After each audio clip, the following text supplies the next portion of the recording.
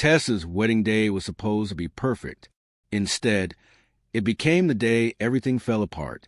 30 minutes before the ceremony, the man she loved told her he couldn't go through with it because she couldn't walk. Abandoned, humiliated, shattered, while guests whispered and confusion rippled through the church. Tessa wheeled herself in the garden behind the chapel, her white dress pooling around her like a ghost of the life she'd imagined. The lace sleeves clung to trembling arms, and the white flowers woven into her hair were already coming loose. She had never felt so small. Then she heard footsteps. Malcolm Foster, a quiet single father, had just arrived with his 6-year-old daughter Autumn for a birthday party in the church's community hall. He hadn't meant to intrude, but the sound of those raw, heartbreaking sobs stopped him cold. "Stay right here, sweetheart," he told Autumn gently. "I'll be right back." When he rounded the corner, he froze. A bride sat in a wheelchair among fallen rose petals, crying like her world had ended.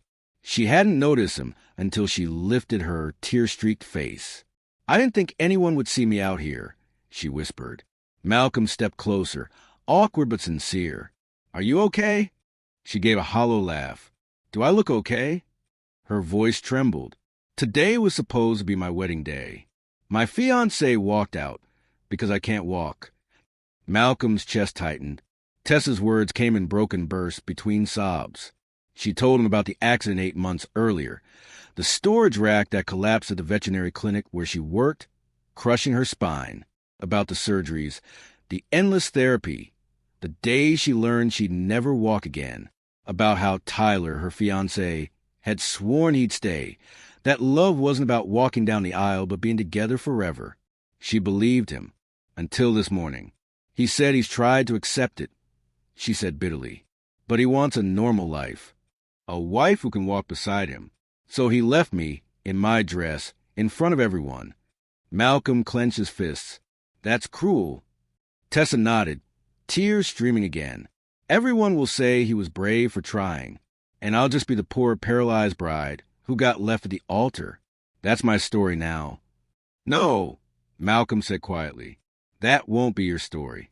You get to decide what happens next, not him." Tessa looked at him skeptically. "Easy for you to say. You can walk away." "You're right," he said, "but I know what it's like to be left behind." He told her about Autumn, about how his wife had walked out when their daughter was 2, saying she couldn't handle the hospital visits, the seizures, the constant worry. She wanted a different life, he said, so she left us. Tessa stared at him, surprised by his honesty. "I'm telling you this," Malcolm continued, "because being abandoned says everything about them and nothing about us. Love isn't about perfection. It's about staying when things get hard." For the first time, Tessa stopped crying. Then a small voice interrupted. "Daddy, you've been gone a long time." Autumn peeked around the corner, her bright eyes widening at the sight of Tessa in her gown. "Wow, you look like a princess." Despite herself, Tessa laughed softly. "Thank you, sweetheart. Why are you sad?" Autumn asked innocently. "Princesses aren't supposed to be sad. Sometimes even princesses have bad days," Tessa said. Autumn nodded solemnly. "My daddy says bad days don't last forever. The sun always comes back." Tessa smiled through her tears. "That's very wise. Can I sit with you?" Autumn asked.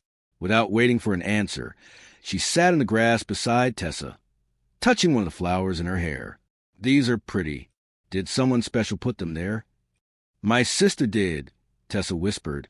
"Well, I think you're beautiful," Autumn said firmly, "and whoever made you cry was wrong." Something inside Tessa softened. Malcolm quietly sat down beside them in the grass, forming a small circle in the sunlight. "You don't have to," Tessa murmured. "I know," he said gently, "but I want to." They sat there together, the heartbroken bride, the kind stranger and his fearless little girl. For the first time that day, Tessa didn't feel completely alone. Autumn chattered, asking about animals, and Tessa told her she used to work with them. "Maybe you could meet our dog Biscuit someday," Autumn said. "He makes people feel better when they're sad." Malcolm and Tessa exchanged a glance that lingered just a little too long. an unspoken understanding between two people who'd both known loss. When Tessa's sister Naomi came looking for her, she froze at the sight, her devastated sister now sitting calmly with a stranger and a child, eyes no longer filled with despair. "I'm not okay," Tessa said honestly when Naomi asked. "But I will be." After Naomi left, Autumn suddenly clapped her hands.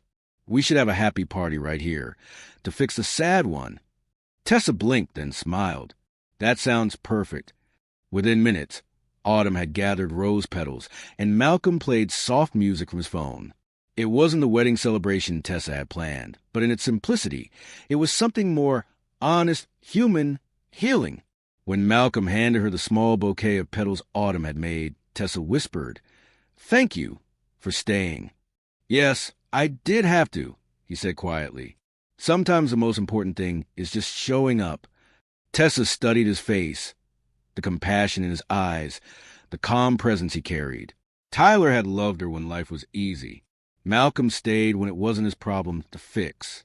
"I don't even know your name," she realized suddenly. "Malcolm Foster," he said, smiling faintly. "Well, Malcolm Foster," she said softly, "you might have just saved my life today." He shook his head. "You saved yourself.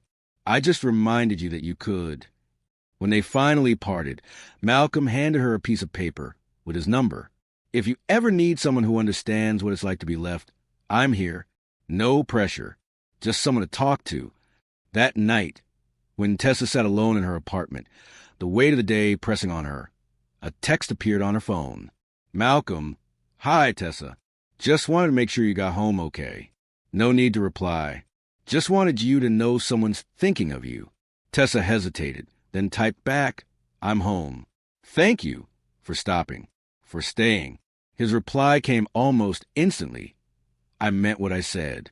If you need someone to talk to, I'm here. No expectations. Just a friend who gets it." For the first time since her world fell apart, Tessa felt something flicker deep inside her chest. Not happiness. Not yet.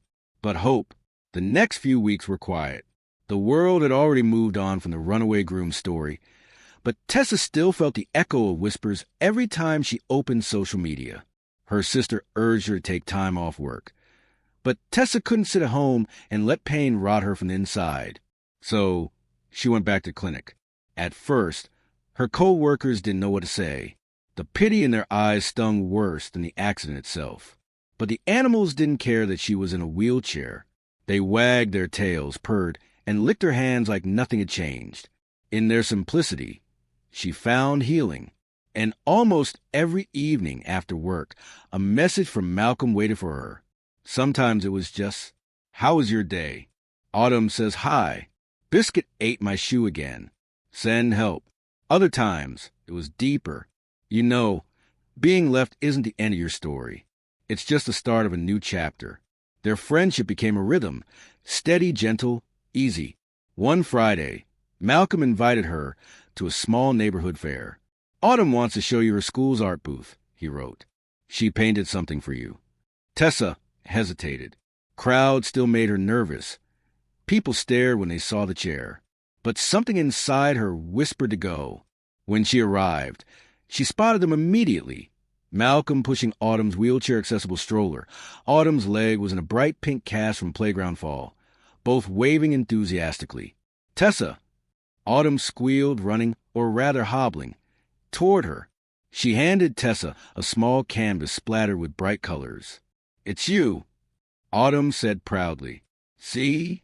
You have angel wings because Daddy says you helped me believe people can be brave." Tessa's breath caught. "You gave me wings?" "Uh-huh," Autumn nodded. "Because brave people always have wings, even if you can't see them." Malcolm smiled softly.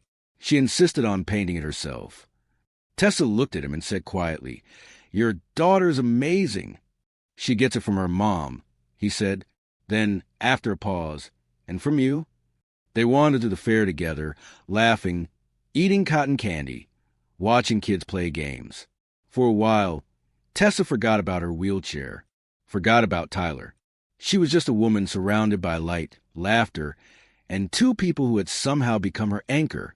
As evening fell, The sky turned a deep gold. Malcolm stopped by a small bridge that overlooked the lake. "There's something I've been meaning to tell you," he said. Tessa turned to him, her pulse quickening. "When I met you that day outside the chapel," he began, "I wasn't just trying to comfort you. I was trying to remind myself that good people still exist. You showed me that they do." She smiled faintly. "You were the good one that day, Malcolm." He shook his head. "No, you were the one who kept showing up to your life, to your pain, to the people who needed you. You didn't give up. That's what brave looks like." There was silence for a moment, heavy and gentle at once.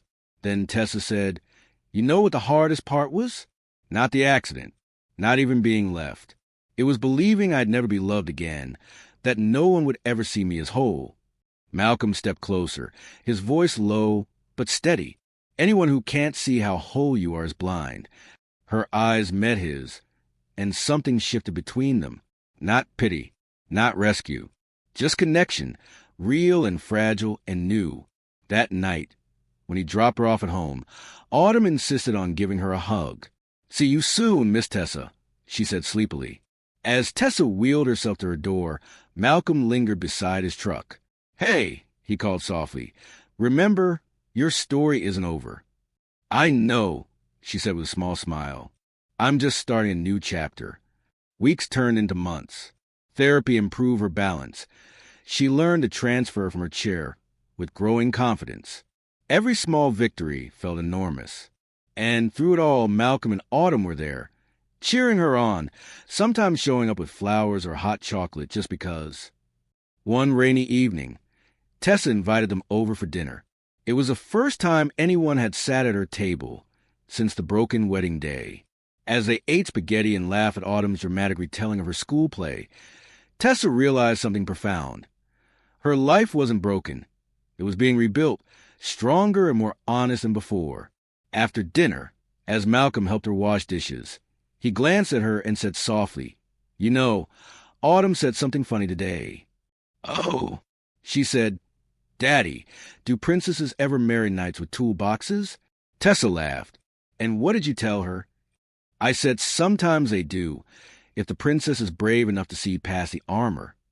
She looked up at him, her heart full. "I think this princess might be learning how." He reached out and gently touched her hand. "Then I guess I'll keep my toolbox ready." It wasn't a grand confession. No sweeping gestures or perfect music. Just quiet, genuine warmth, the kind that builds something real. Months later, at a small park filled with blooming magnolias, Malcolm knelt beside Tessa's chair, holding a tiny velvet box. Autumn stood beside him, holding a handmade sign that read, "Will you join our family?" Tears filled Tessa's eyes. "Are you sure you want this?" she whispered. Malcolm smiled. "Tessa, I don't see your chair anymore. I see the woman who taught me that healing isn't walking again. It's learning to love without fear."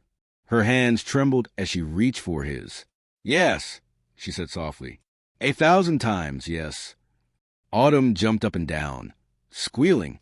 "Now you're my real princess." And for the first time since that tragic wedding day, Tessa didn't feel broken. She felt whole, because love had found her, not in perfection, not in pity, but in kindness. And sometimes that's the kind of miracle that helps someone walk again, without ever needing to stand.